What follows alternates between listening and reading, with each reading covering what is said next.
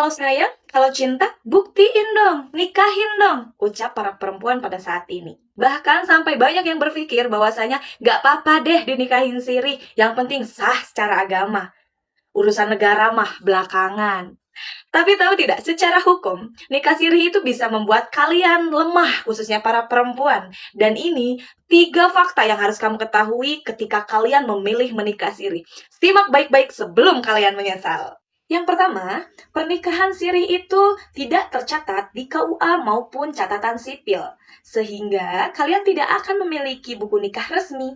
Dan artinya apa? Secara status hukum negara menganggap kalian itu belum menikah. Dan ketika ada hal-hal yang tidak diinginkan terjadi, seperti adanya KDRT, adanya perselingkuhan, lalu kalian ditinggalkan tanpa sebab oleh laki-laki tersebut, maka kalian akan kesulitan menuntut hak-hak kalian, dan kalian pun akan kesulitan dalam menegakkan keadilan untuk diri kalian.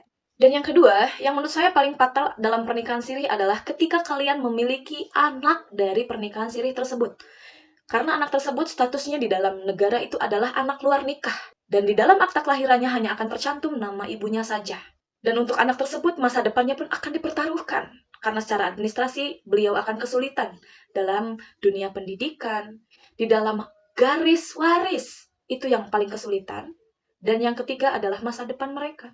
Dan yang ketiga, mengenai nafkah dan harta. Ketika pasangan kalian meninggalkan kalian, ataupun ketika pasangan kalian meninggal dunia, maka seorang istri siri tidak berhak untuk menuntut harta gonogini ataupun warisan kepada keluarga suaminya secara hukum perdata. Dan kalian bisa menuntut tersebut ketika adanya suatu wasiat ataupun perjanjian sebelum mereka berpisah atau sebelum dia meninggal dunia. Dan ketika hal tersebut tidak ada, maka perjuangan kalian yang nemenin dia dari nol itu akan sia-sia. Dari 3 poin tersebut, maka saya menyimpulkan bahwasanya cinta memang butuh komitmen. Dan salah satu bentuk komitmen yang paling kuat adalah pernikahan. Tapi komitmen yang paling kuat adalah komitmen dengan cara yang legal. Sehingga kalau kalian diajak menikah siri, tolong jangan mau. Kenapa? Karena pernikahan yang legal yang diakui negara itu akan menyelamatkan kalian para perempuan dan anak-anak kalian di masa depan. Lalu kalau misalnya udah terlanjur, bagaimana dong Kak? Yang pertama, untuk yang beragama muslim, kalian bisa mengajukan isbat nikah di pengadilan agama setempat.